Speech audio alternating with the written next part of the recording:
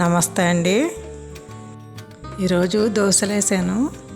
ఈ దోశలు 4 రకాల చిరుధాన్యాలతో చేసిన దోశలండి. ఈ దోశలు ఆరోగ్యానికి చాలా మంచిదండి. ఒక గిన్నె తీసుకుని అందులో 2 స్పూన్లు చిరుధాన్యాల పిండి వేసుకోవాలండి.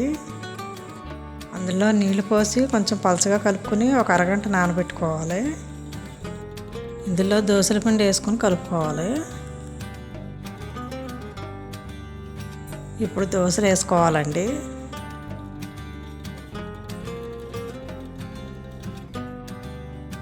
సామలు, అరికెలు, కొర్రలు, జొన్నలు 4 రకాల చిరుధాన్యాల పిండి అండి ఇది.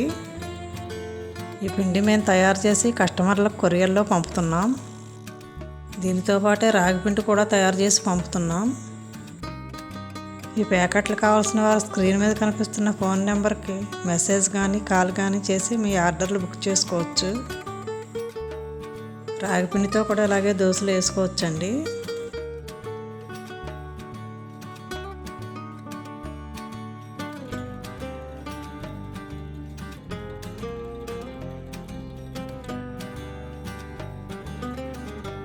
ఇదేనండి చిరుధాన్యాలతో దోశలు. ఈ వీడియో మీకు నచ్చితే లైక్ చేయండి, షేర్ చేయండి, సబ్స్క్రైబ్ చేసుకోండి. ఉంటానండి.